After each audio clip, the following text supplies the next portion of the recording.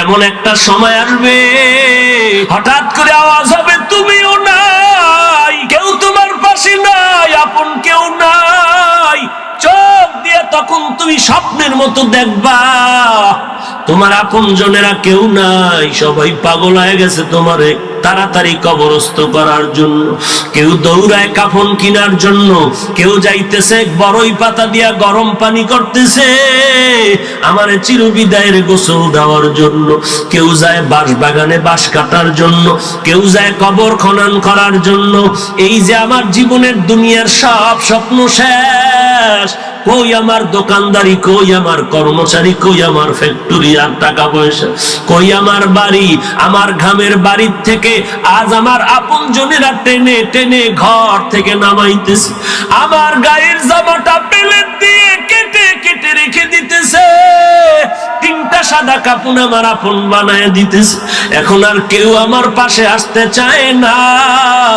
যখন আমাকে ধরিয়া কবরের মধ্যে রাখা হচ্ছে, আমার সামনে পেছনে মাথার কানারায় পায়ের কিনারায় লোক নামিয়া কবরে রাখলো, মনে মনে যেন স্বপ্নের মতো ভাবতেছি আমার কেউ নাই, এই কবরে বুঝি আবার এই মাথার কিনারার মানুষটা আমার ছেড়ে যাবে না। কিন্তু বাঁশের চালিটা যখন বিচারতেছে, বাঁশের চালির উপরে যখন হোগলা পাতার পলিথিন দিয়া ঢাকতেছে, হঠাৎ করে দেখি পায়ের কিনারার লোকটাও লাফ দিয়া উঠিয়া গেল, আমার মাথার কিনারার লোকটাও উঠিয়া গেল। এখন আবার ডানে বামে তাকায় দেখি কেউ নাই, মাটি আর মাটি। সবাই আমার গায়ের উপরে বাঁশের চালি বিছাইয়া মাটি দেয়ার উপরে মিনহা খালাকনাকুম ওয়া ফিহা নুঈদুকুম ওয়া মিনহা নুখরিজুকুম তারাতান উখরা। চিরবিদায়ের আওয়াজ দিয়া আমারে বুঝাইতেছে মাটির তৈরি মানুষ, মাটির মধ্যে চিরনিদ্রায় চলে যা। মাটি পাড়ায় পাড়ায় দিতেছে, একটা ছিদ্র নাই, টেলিফোনের ব্যবস্থা নাই, সবাই পাড়াইয়া পাড়াইয়া মাটি দিয়া সবাই চলে গেল। এখন আমি কবরে একা, একটু ছিদ্র নাই, একটু বাতি নাই, একটা বিছানাপত্র নাই।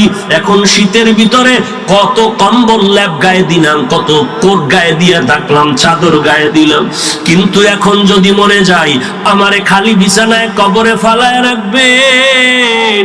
আমি অন্ধকারে একা থাকতে বড় ভয় পাই, আমি বাতি জ্বালাইয়া একা থাকি না, অন্ধকারে থাকতে পারি না, ভয় লাগে। কিন্তু কবরের অন্ধকারে কেমন করে থাকবি রে গোলাম, ওই কবরে বাতি ছাড়া কেমন করে থাকবি? যদি একটু জিকিরের আলো নিয়ে কবর যেতে পারো, যদি একটু নামাজের আলো নিয়ে কবরে যাও, নামাজ রোজার আলো নিয়ে যদি কবরে যাও, ওই কবরে কোরআন গিয়া বলবে খবরদার ডিস্টার্ব করবা না, এই বান্দার বন্ধু আমি কোরআন আসছি সহযোগিতার জন্য। কিন্তু বান্দা যদি তোমার কাছে কোনো আলো না থাকে, জিকিরের আলো নাই, নামাজের আলো নাই, রোজার আলো নাই, সুন্নতের আলো নাই, কোনো আলো যদি না থাকে, অন্ধকার অন্ধকার, এই অন্ধকারের মধ্যে দেখবা হঠাৎ করে বিকট বিকট আওয়াজ শোনা যাইতেছে। কিসের এত আওয়াজ? আল্লাহ তখন দেখায় দিবে বড় বড় সাপ তোর কবরের দিকে ঢুকতেছে রে গোলাম। এই কবরের মধ্যে সাপ শ করে কবরের মধ্যে ঢুকতেছে, সে আওয়াজ। তোমার কাছে কোনো আলো নাই, দেখবা চারিদিকে শুধু বিকট আওয়াজ। ওরে আল্লাহর গোলাম, আল্লাহ বলবে রে নাফরমানের আর সহ্য করা যাবে না, সময় দেওয়া হবে না। এরে কবরের মাটি, দুই পার্শ্ব থেকে বেদিন বেঈমানের বেনামাজির এত জোরে জোরে চাপ দাও, চাপের কারণে পাঁজরের হাড্ডি চুরমার হয়ে যাবে। এরে আল্লাহর বান্দা তওবা করো, চোখের পানি ছেড়ে কাঁদো। আমার মায়ার নবীর কোনো গুনাহ নাই, সেও যদি কান্না করতে পারেন, আবু বকরের মতো বান্দা জান্নাতের সুসংবাদ পাইয়াও যদি চোখের পানি ছেড়ে কবরের ভয়ে কান্না করতে পারেন, ওমরের মতো বান্দা ঈদের দিনও বসিয়া কান্না করে আমার কবরে কি উপায় হবে? ও বান্দা, তুমি কেন কাঁদবা না? হযরত ওসমান যদি কান্না করেন, তুমি আমি কেন কান্না করব না? ভাবে তাকায় দেখি কেউ নাই, মাটি আর মাটি।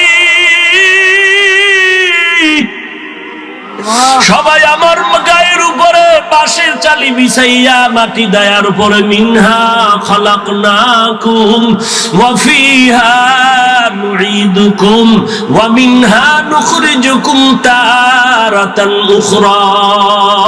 চিরবিদায়ের আওয়াজ দিয়া আমারে বুঝাইতেছে, মাটির তৈরি মানুষ, মাটির মধ্যে চিরনিদ্রায় চলে যা। মাটি পাড়ায় পাড়ায় দিতেছে, একটা ছিদ্র নাই, টেলিফোনের ব্যবস্থা নাই, সবাই পাড়াইয়া পাড়াইয়া মাটি দিয়া সবাই চলে গেল। এখন আমি কবরে একা, একটু ছিদ্র নাই, একটু বাতি নাই, একটা বিছানাপত্র নাই। এখন শীতের ভিতরে কত কম্বল ল্যাপ গায়ে দিলাম, কত কোট গায়ে দিয়ে থাকলাম, চাদর গায়ে দিলাম, কিন্তু এখন যদি মরে যাই আমারে খালি বিছানায় কবরে ফালায় রাখবেন। আমি অন্ধকারে একা থাকতে বড় ভয় পাই।